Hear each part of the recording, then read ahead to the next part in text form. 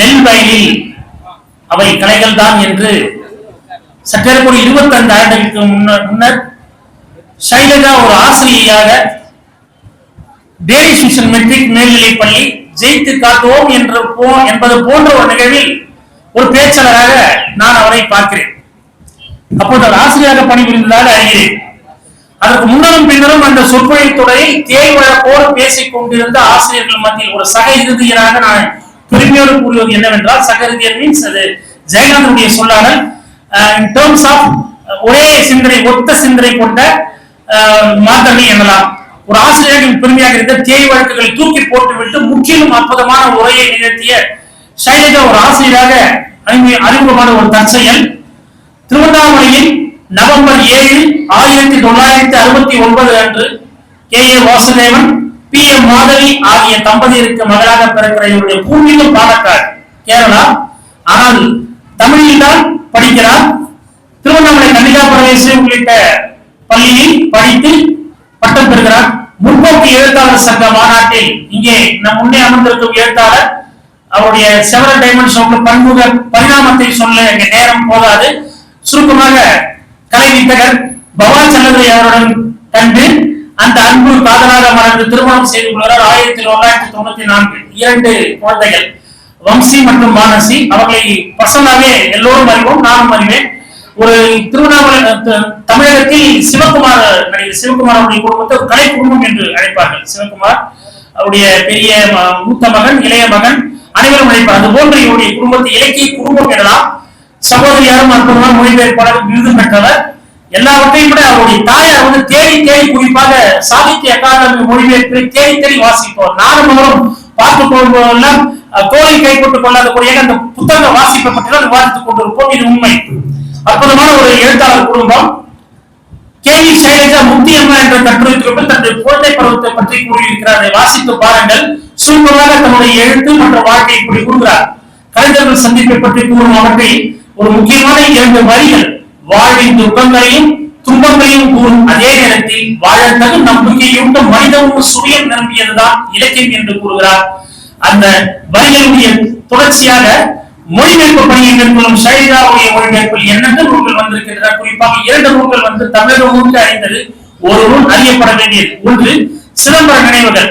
எழுத்தாளர், திரை விமர்சகர் மதன் கேள்விபதியின் மூலம் நாடறிந்த எழுத்தாளர் மதன் அவர்கள் மூலம் வெளியிடப்பட்ட சிதம்பர நினைவுகள் என்ற ஒரு கண்ணீரும் புன்னகையும் நிரம்பிய ஒரு வாழ்க்கை வரலாறு. மகாத்மா காந்தி வாழ்க்கை வரலாறு எவ்வாறு தன்னுடைய சொந்த வாழ்க்கையை வாசகன் முன்பு நிர்வாணமாக வைத்து படையிலிட்டு தன்னை பலி கொடுத்துக் கொண்டார். அத்தகைய ஒரு அற்புதமான வாழ்க்கை வரலாறு அதனுடைய ஒரு பகுதி 11ஆம் வகுப்பு பாட புத்தகத்தில் இடம்பெற்றுள்ளது. அது ஒரு சிறப்பு. தாராளமாக கை தட்டலாம். ஏனென்றால் ஒரு பாட புத்தகத்தில் வைக்கும் அளவு ஒரு மொழிபெயர்ப்பு நூல் தமிழகத்தில் இருப்பது என்றால் அந்த நூலுக்கு கிடைத்த சிறப்பு, அந்த நூலினுடைய மொழிபெயர்ப்பு கிடைத்த சிறப்பு. அடுத்து கல்பட்டா நாராயணனுடைய நூலை மொழிபெயர்ப்பதை பற்றி ஜெயமோகன் கூறுவார். கல்பட்டா நாராயணன் தமிழராக பிறந்து தமிழில் எழுதியிருந்தால் எப்படி எழுதியிருப்பார், அதை விட அற்புதமாக மொழிபெயர்த்திருக்கிறார் என்று கூறியிருக்கிறார். 2வது நூல் மம்முட்டியுடைய 3ஆம் படை என்ற நூல். 3வது அதிகம் பேச எனக்கு அது வித்தியாசமாக இருக்கிறது. இந்த புத்தக கண்காட்சியில் வந்த புத்தகம் அது பசி காதல் பித்து என்ற அற்புதமான ஒரு மொழிபெயர்ப்பு நூல். அது எழுதியவருடைய முன்னுரையே நமக்கு கண்ணில் ரத்தம் வர செய்யும். ஒரு சாதாரண சாதாரண இந்த போல எந்த மனிதரும் சாதாரண நபர் அல்ல, சாதாரண ஆளுமை அல்ல. ஒரு வண்ணம் தீட்டுபவர், சுண்ணாம்பு அடிக்கிறவர் முகமது அப்பாஸ், அவர் எழுதிய ஒரு தன் வரலாறு, அருமையான ஒரு மொழிபெயர்ப்பு. அது எவ்வாறு ஒரு கவனம் கொள்ளாமல் போய்விட்டது என்று ஆச்சரியமாக இருக்கிறது. அற்புதமான மொழிபெயர்ப்புகளை நிகழ்த்தியிருக்கிறார். அற்புதமான எழுத்தாளர். எல்லாவற்றுக்கும் மேலாக வம்சி பதிப்பகம் எழுதி அற்புதமாக புத்தக பணியை மேற்கொள்கிறார். ஜெயமோகனுடைய அறம் தொகுப்பை முதலில் தமிழில் கொண்டு வந்தவர் இவர்தான். அது இணையத்தில் எழுதப்பட்டதை, எழுத்து வடிவத்தை அச்சு வாகனம் ஏற்றிய அற்புதமான எழுத்தாளர், பேச்சாளர். அவர் இன்று நம்முடன் வாசிப்பும் வாழ்க்கையும் என்ற தலைப்பில் அருமையாக உரையாற்ற உள்ளார். அன்புடன் வரவேற்கிறோம்.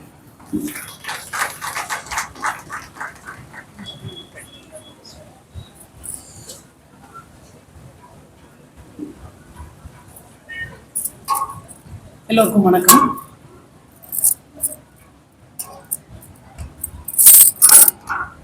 ஒரு தமிழ்நாட்டில் ஒரு 5 வருஷமா அந்த மாவட்டம் தோறும் புத்தக திருவிழா நடந்து கொண்டிருக்கிறது. அதுல முதலா ஒரு புத்தக திருவிழாவில் நான் இன்னைக்குதான் பேசுறேன். அப்படி என்னை பேசுவதற்கு தகுதியானவளாய் தேர்ந்தெடுத்து விழா கொள்வதற்கு நன்றி. எல்லாரும் இந்த புத்தக கண்காட்சியில் வந்தவங்க எல்லாரும் பேச்சாளர்கள் எல்லாரும் படிங்க படிங்க படிங்கன்னு சொல்லி நிறைய சொல்லியிருப்பாங்கன்னு நினைக்கிறேன். அது திருப்பி திருப்பி எல்லாரும் படிக்கணுமா, ஏன் படிக்கணும் அப்படின்ற கேள்விகளோடயே பல பேர் போறதும், இவங்க எப்ப வந்தாலும் படின்னு சொல்லுவாங்க அப்படின்னு சொல்றதும் கேட்டுக்கிட்டே இருக்கும். ஆனா திருப்பி நானும் தான் அதை தான் பேச போறேன். ஏன்னா எல்லாரும் படிக்கணுங்கிறது ரொம்ப முக்கியமான ஒரு விஷயமா நான் நினைக்கிறேன். இந்த எல்லாருக்கும் எல்லா விஷயமும் போய் சேரணும் அப்படிங்கிற ரொம்ப முக்கியமான முன்னெடுப்பு தான் இந்த புத்தக கண்காட்சியெல்லாம். நான் நீங்கள் அரசியல் பேசவில்லை, ஆனாலும் இந்த அரசு அதை வந்து ஒவ்வொரு மாவட்ட தலைநகர்களுக்கும் கொண்டு போய் சேர்த்திருக்கிறது.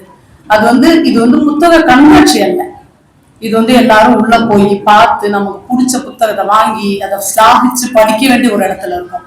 அதனால யாருமே அப்படி பாசிங்கா அப்படி போயிடாதீங்க. இந்த புத்தக கண்காட்சியில ஒரு புத்தகமாவது வாங்கணும் அப்படின்ட்டு இருக்கணும். யாருமே வாங்கினதெல்லாம் படிச்சு முடிக்க போறது இல்லை, அதான் நிஜம். ஒவ்வொரு புத்தக கண்காட்சியின் போதும் சென்னையில இருந்து வரும்பொழுது எனக்கு ரொம்ப துயர் வரும். ஏன்னா நான் இதே மாதிரி ஒரு ஸ்டால் சென்னையில போடுவேன். எனக்கு அப்ப வந்து மற்ற கடைகளுக்கு போறதுக்கு அவ்வளவா நேரம் இருக்காது, தேடி தேடி வாங்க முடியாது. ஏதோ ஒரு பதட்டம், ஏதோ ஒரு பாதிக்கான நண்பனை விட்டு விட்ட சோகம், அவனை இனிமேல் பார்க்க முடியாது அப்படிங்கிற வலி, யாரையோ இழந்து விட்ட வலியோடு தான் நான் ஒவ்வொரு முறை புத்தக கண்காட்சியில இருந்து திரும்புவேன். ஆனா வந்த உடனே பிப்ரவரி மாசம் முழுக்க ஒவ்வொரு பதிப்பகத்துக்கும் கடிதம் எழுதி எனக்கு தேவையான புத்தகங்களை வாங்கி கொண்டு வருவேன். அப்போ வந்து அது ஒரு மாதிரி நிறைவடைஞ்ச மாதிரி இருக்கும். என்ன எல்லாருமே பிப்ரவரியில கேட்பாங்க, அதான் புக் ஃபேர் முடிஞ்சிச்சுல, ஃப்ரீ ஆயிட்டீங்களா அப்படின்ட்டு. இல்ல எனக்கு வேலை இருக்கு, இந்த வேலை தான் இருக்கும், நான் மார்ச்சுக்கு அப்புறம் தான் ஃப்ரீ ஆகும். அதான் அது வந்து ஒரு தவிப்பாவே இருக்கு. நான் இன்னைக்கும் நேற்றும் 2-3 நாளா பார்த்துட்டு இருக்கேன். சில நண்பர்கள் என்ன சொல்லும் போது, எங்க வீட்டுல அடிச்சு வச்ச ஷெல்ஃப் 3 ஷெல்ஃப் முடிஞ்சிருச்சு, 4வது ஒண்ணு அடிக்கணும் அப்படின்னாங்க. இப்ப வரும்போது ஒரு அம்மா பார்த்து சொன்னாங்க, எங்க ஒரு வீடு முடிஞ்சிருச்சுமா, நான் இன்னொரு வீடு வாங்கணும் போல இருக்கேன் புக் எடுக்கிறது. கேட்கவே அவ்வளவு சந்தோஷமா இருக்கு. அவர்கள் எல்லோருக்கும் தெரியும் நாம் வாங்கும் இந்த புத்தகங்கள் நம் வாழ்நாளில் படித்து முடிக்க முடியாதுன்னு எல்லோருக்கும் தெரியும். ஆனாலும் அந்த புத்தகத்தின் மீதான காதல், அந்த புத்தகம் மேல அந்த ஈர்ப்பு, அது நமக்கு சொல்லிக் கொடுக்க போகிற விஷயங்கள், அதுல இருக்க ஒரு தீரா தாகம் இருக்குல்ல, அதுக்காக தான் திருப்பி திருப்பி நம்ம வரோம். அதனால இந்த அரசுக்கு ஒரு நன்றி சொல்லணும் அப்படின்னு தோணுச்சு. இப்போ ஒரு இடத்துலயுமே வந்துட்டு நான் வந்து உட்கார்ந்த உடனே பார்த்தேன், இந்த மகரிஷி ஸ்கூல்ல பசங்க பெர்ஃபார்ம் பண்ணாங்க இல்லையா, அது பார்த்தோன்னே எனக்கு ஒரு 30-35 வருஷத்துக்கு முன்னாடி ஞாபகம் எல்லாம் போயிடுச்சு. நான் என்னோட கரியர் ஆரம்பிச்சதே மகரிஷி ஸ்கூல்ல தான், டீச்சரா நான் ஜாயின் பண்ணேன். அது வந்து எனக்கு மறக்க முடியாதது. அதுக்கப்புறம் ஒரு 15 வருஷம் பல்வேறு கல்லூரிகளிலும் பள்ளிகளிலும் நான் வேலை செஞ்சாலும் அந்த மகரிஷி ஸ்கூல்ல 3 வருஷம் நான் குழந்தையோட வாழ்ந்த காலம் இருக்குல்ல, என் வாழ்நாளில் நான் மறக்க முடியாத காலம். அப்போ வந்து ஸ்கூல் திறந்த போது ஊர்ல இருக்கிற எல்லாரும் ஸ்கூலுக்கு ஆரம்பிச்சாங்க. மகரிஷி ஸ்கூலுக்கு வந்த முதல் சிபிஎஸ்இ ஸ்கூல், திருவண்ணாமலைக்கு வந்து முதல் சிபிஎஸ்இ ஸ்கூல். நிச்சயமாக எதிர்ந்திருக்கும் மகரிஷி வித்யா மந்திர் பொறுப்பாளர்களை ஏதோ சொல்ல எதுக்காக சொல்ல வரேன்னா, ஒரு ஊரில் ஒரு பள்ளி ஆரம்பிக்கும் போது, ஒரு கல்லூரி ஆரம்பிக்கும் போது, மருத்துவமனை கூட ஆரம்பிக்கும் போது நாம் எல்லோரும் அங்கே போகிறோம். நம்ம பிள்ளைகளை கொண்டே சேர்க்கிறோம், காலேஜ்ல கொண்டே சேர்க்கிறோம். அந்த காலேஜ்ல இன்ஃப்ராஸ்ட்ரக்சர் சரியா இருக்கா, டீச்சர்ஸ் சரியா இருக்காங்களா, அதெல்லாம் நம்ம பாக்குறதே இல்லை. கொஞ்சம் பேர் எனக்கு சொந்தக்கார ஒரு பாப்பாவே இருக்கா, அவ சொல்றான், சித்தி நான் வந்து எங்க வீட்டுல கல்யாணம் பண்ணிட்டு போன வீட்டுல பக்கத்துல ஒரு ஹாஸ்பிட்டல் ஆரம்பிச்சிருக்காங்க, இவங்க எல்லாரும் மொத்தமா வண்டி கட்டிட்டு அந்த ஹாஸ்பிட்டலுக்கு போறாங்க அப்படின்னு. சோ புதுசா வந்திருக்கிற ஒரு விஷயத்த பாக்குறதுக்காக மக்களுக்கு எவ்வளவு ஆர்வம் இருக்கு அப்படின்னு தோணுது. ஆனா புத்தக கண்காட்சிகள் மட்டுமே அந்த ஆர்வம் வருது இல்லை, புதுசாக இருக்கு. 4 வருஷமா தான் நம்ம ஊருக்கு வருது. அப்ப திருப்பி வரணும் அப்படின்னும், இங்க வந்து நிறைய புத்தகங்கள் வாங்கணும் அப்படின்னும் ஏன் தோண மாட்டேங்குது? ஏன்னா நான் வெறும் பேச்சாளராகவோ மொழிபெயர்ப்பாளராகவோ எழுத்தாளராகவோ மட்டும் இல்லை, ஒரு பதிப்பாளராகவும் சமூக அக்கறையோடும் நான் பேசுகிறேன். தயவுசெய்து தப்பா நினைச்சுக்காதீங்க. ஏதோ ஒரு கடை உள்ள போட்டிருக்கா, அவ ஏதோ வாங்க சொல்றா அப்படின்னு மட்டும் நினைச்சுக்காதீங்க. 100 கடைகள் இருக்கிறது, லட்சக்கணக்கான புத்தகங்கள் இருக்கின்றன. தேர்ந்தெடுத்து ஏதாவது ஒன்றையாவது வாங்க வேண்டும் என்ற ஆசையில் தான் நான் இது பேசுறேன். ஆக்சுவலா அந்த வாசிப்புங்கிறது ரொம்ப அற்புதமான அனுபவம். அது வந்து அதை வாசிச்சா மட்டுமே அதை புரிஞ்சு நம்ம வந்து என்ஜாய் பண்ண முடியும். நான் முதல்ல சொன்ன மாதிரி வாங்குற எல்லா புத்தகங்களும் உடனே வாசிக்கணும் அப்படின்ட்டு இல்லை இல்லையா, எப்போ வேணாலும் நம்ம அதை கூப்பிடுவோம், நம்ம படிக்க சொல்லி கூப்பிடுவோம். என்னுடைய வம்சி காட்சியகத்தில் ஒரு 20 வருஷமா நாங்கள் அதை நடத்திட்டு இருக்கோம். அதுல பாண்டியன் மொழிபெயர்த்த லாரி டிரைவரின் கதை அப்படின்னு ஒரு கதையை எனக்கு தெரிஞ்ச நான் ஒரு 200 காப்பி வித்துருப்பேன். ஆனா நான் அப்பெல்லாம் படிக்கல. இப்போ நான் சொன்னேன் இல்லையா, சென்னையில இருந்து வரும்போது பெரிய அங்காளைப்போட வந்தேன்னு. அந்த அங்காளைப்போட வரும்போது இந்த புக்கு படிக்கலையே அப்படின்னு தோணுச்சு எனக்கு. அந்த புக்கை பத்தி நான் நிறைய கேள்விப்பட்டிருக்கேன், நிறைய பேர் சொல்றதோ கேட்டிருக்கேன், அதுக்கு இந்த விமர்சனங்கள்லாம் கேட்டிருக்கேன். ஆனா அந்த புக்கை படிக்கல. அப்படி படிக்கணும்னு போகும்போது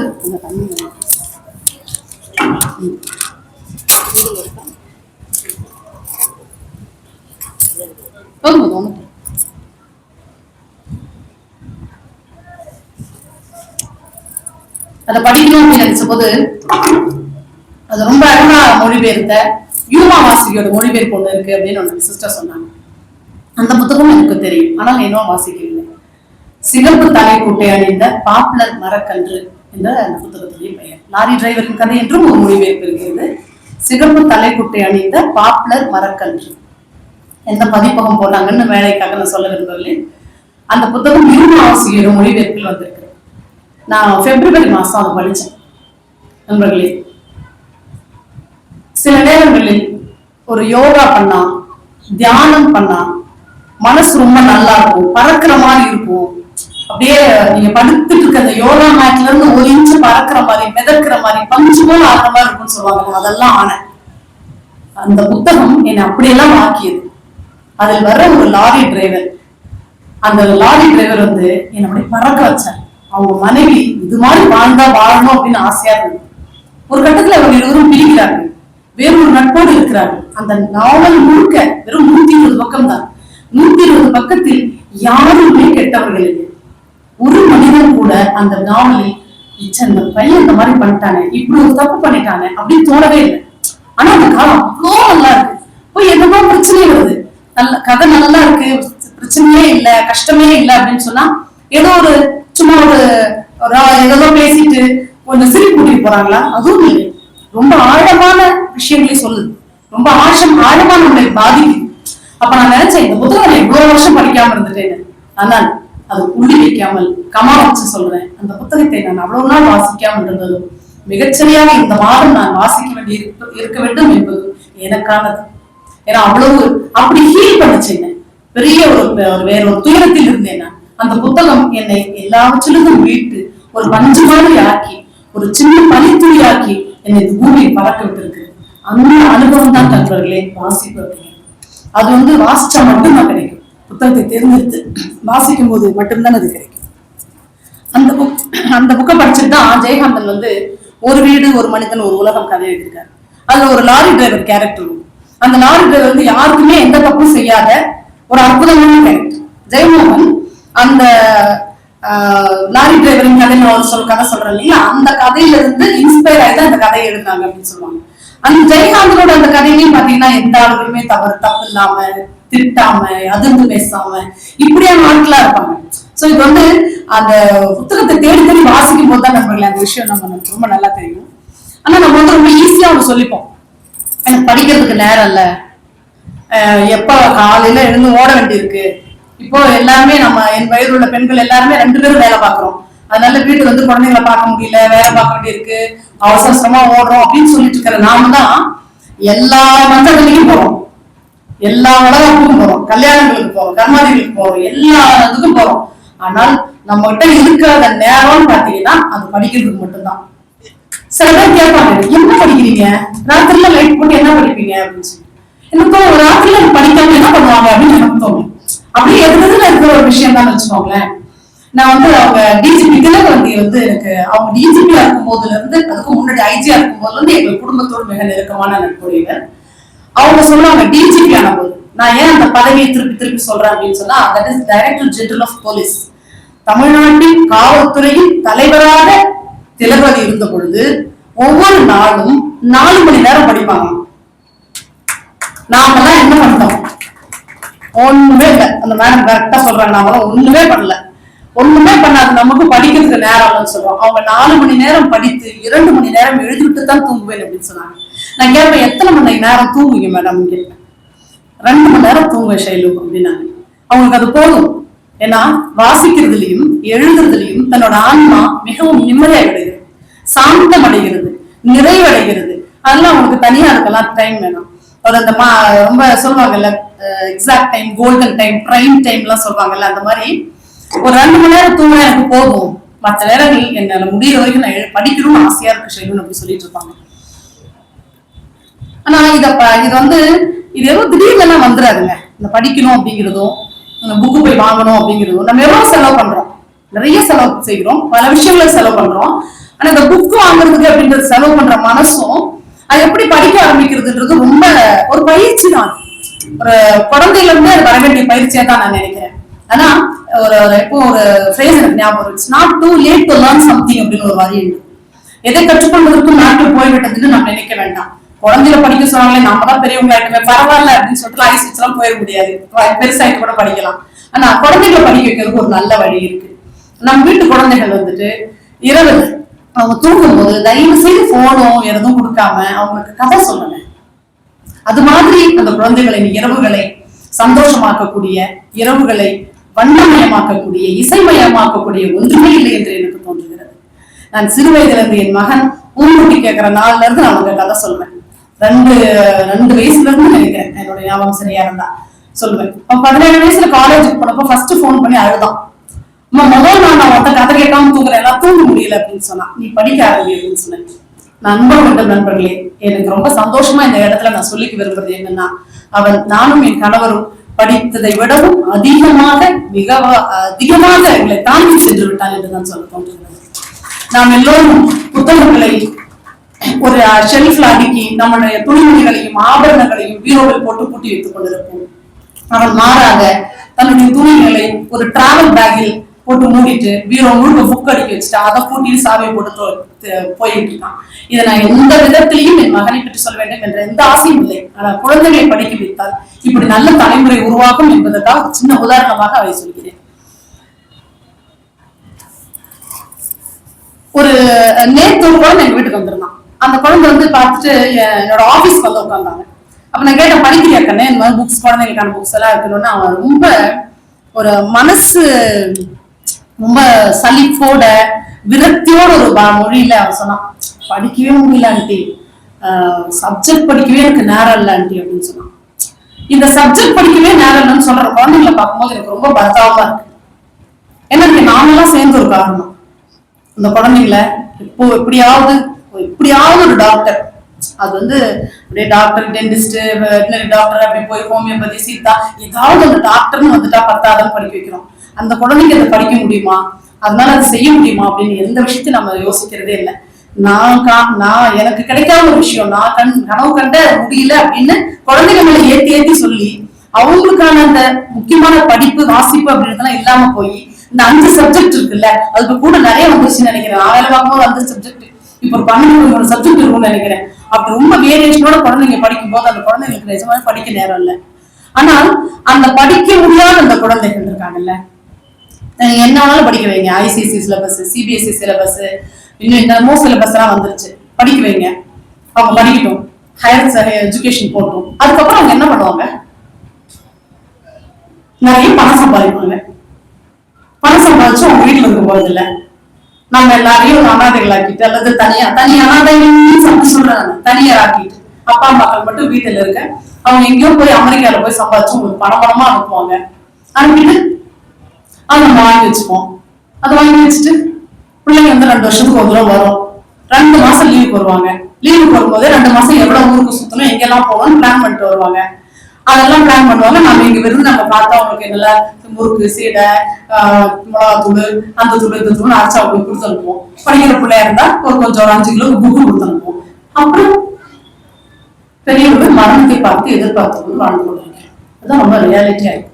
பல குடும்பங்களில் வயதானவர்கள் பிள்ளைகள் எல்லாம் வெளியூருக்கு அனுப்பிவிட்டு மரணத்தை எதிர்கொண்டு காத்திருக்கிறார்கள். என்னுடைய நண்பர் பேசுவதற்கிடையில் ஒரு முறை சொன்னார், கேரளாவில் எல்லா வீடுகளும் மிகப்பெரிய வீடுகள் இந்த பைபாஸ்ல கட்டியிருக்காங்க ஷெலிஜா அப்படின்னு. நான் சொன்னேன், அது என்ன பைபாஸ்ல நான் குறிப்பிட்டு சொல்றீங்க அப்படின்னு கேட்டேன். ஆமா, எல்லாருமே இடம் வாங்கி பைபாஸ்ல வீடு கட்டிருக்காங்க. அது என்ன பெருமை தெரியுமா உங்களுக்கு? இல்ல தெரியல.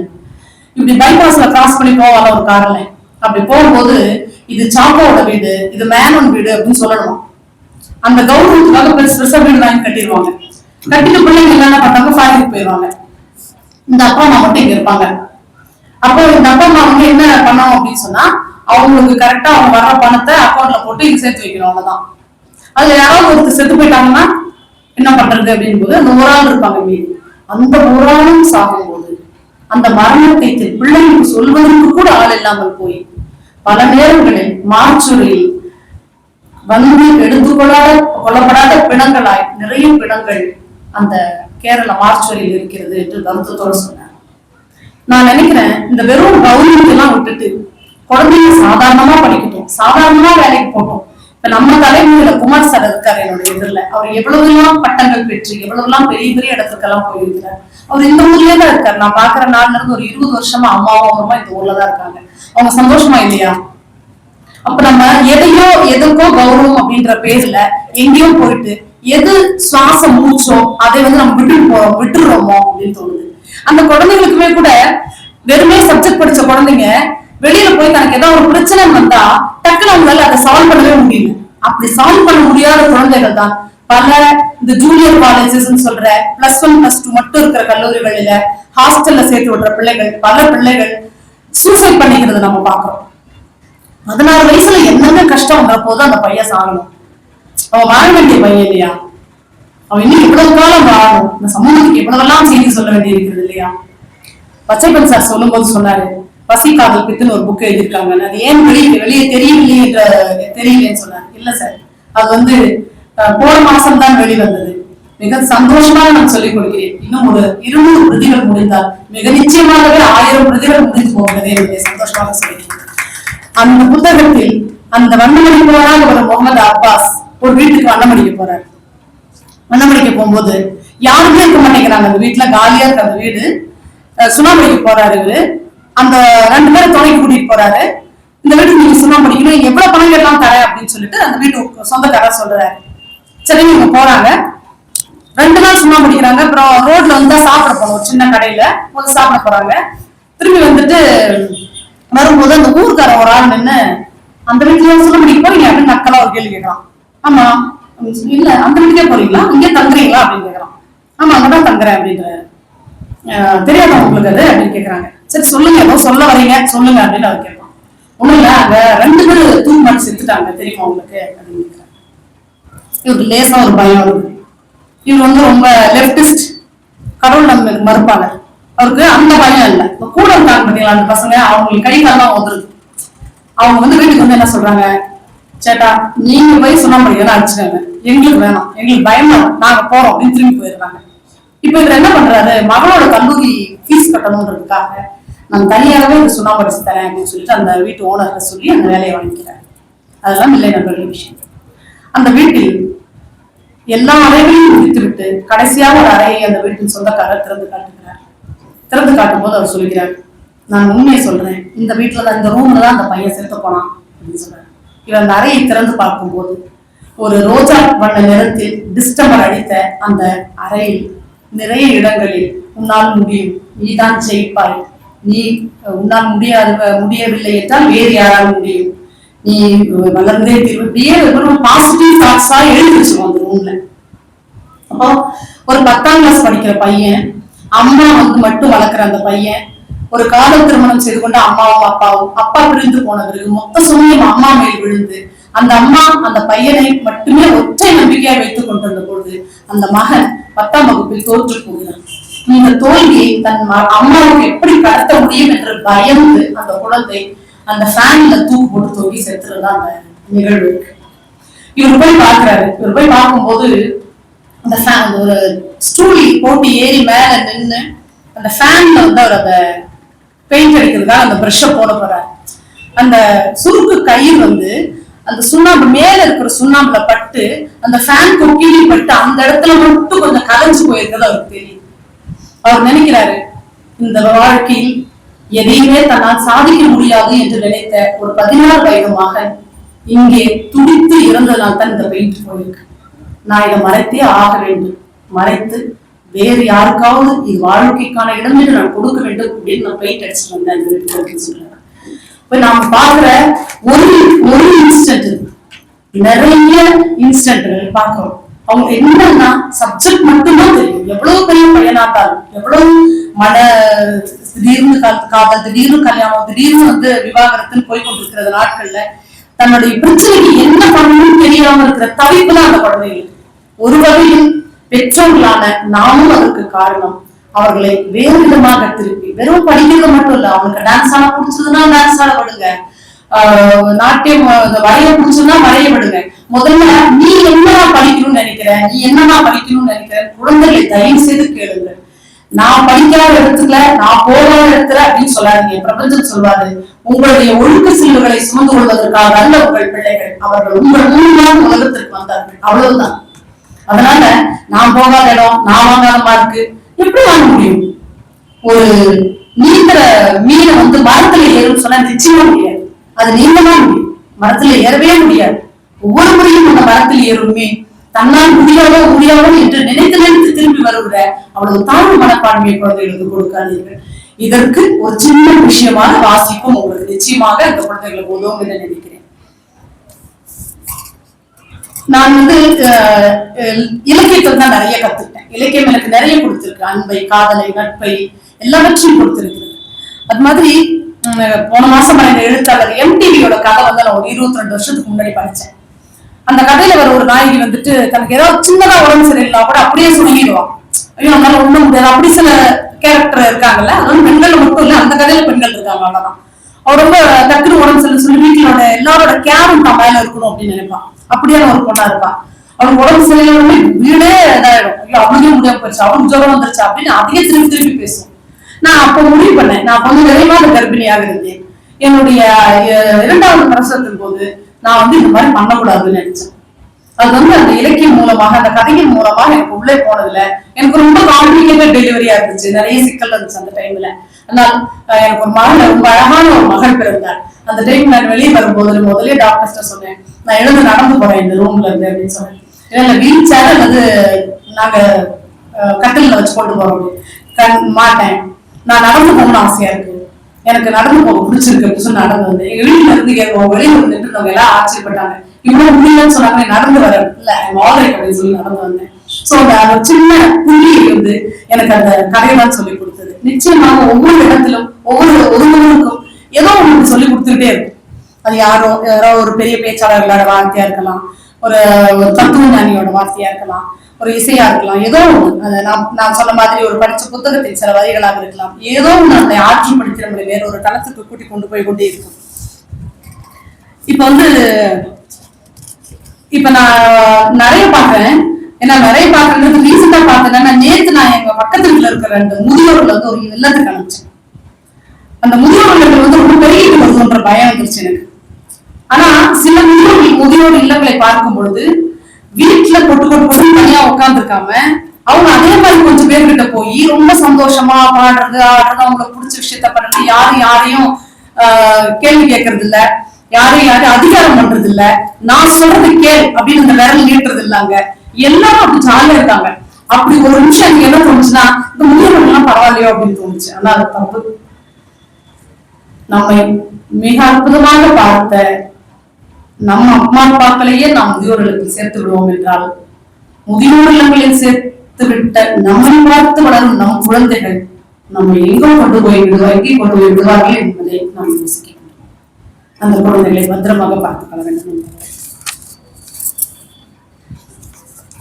அது மாதிரி நான் முடிச்சிடறேன். ஒரு தோழர் பேச இருக்காரு. சமீபத்தில் நான் படிச்ச ஒரு கதையை உங்ககிட்ட சொல்லணும்னு ஆசைப்படுறேன். இந்த மழை வந்துச்சு டிசம்பர் 1ஆம் தேதி. பெரும் மழை பெய்யுதுல, திருவண்ணாமலை காணாத ஒரு மழை பெய்யுது. அப்ப நான் எந்த வேலையும் இல்லை, எனக்குன்னு புத்தகம் கட்சி வேலையில இருந்தேன். மழை பெய்ததுனால வேலை இல்லாம போயிடுச்சு. அதனால எங்க நிலத்துல உட்காந்து ஒரு ரூம்ல உட்காந்து படிக்க ஆரம்பிச்சேன். அந்த ரூம் படிக்கிறதுக்கான சில வசதிகள் இல்லாம 4 தலைவனை ஒன்னா போட்டு அப்படி உட்காந்து படிச்சதெல்லாம் பயங்கரமா இடுப்புறைகள். அதுக்கப்புறம் 2 மாசம் ட்ரீட்மெண்ட்ல இருக்கிறது வேற விஷயம்.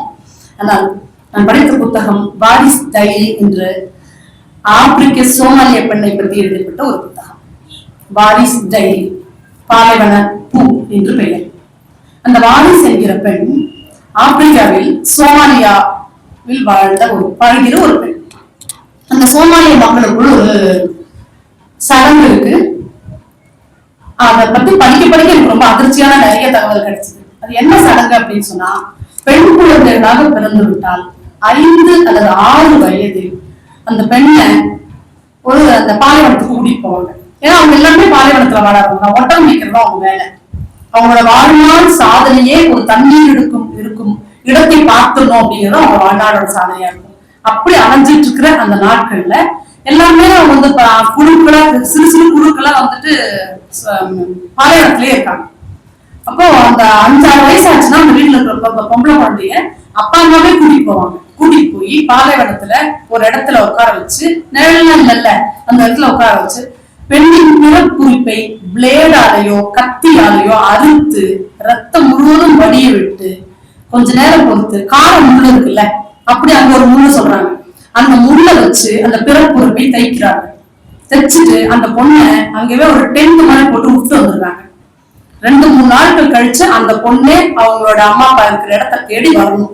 அப்படி வந்தா அப்படின்னு சொன்னா அவ முழுமையடையதாக கருதி அந்த குடும்பம் அந்த பெண்ணை ஏற்றுக் கொடுக்கிறது. இப்படி ஒரு மிக மோசமான துயரமான பெண்களுக்கு எதிரான ஒரு சடங்கை செய்து கொண்டிருக்கிற சோமாலிய மக்கள் இன்றும் இருந்து கொண்டிருக்கிறார்.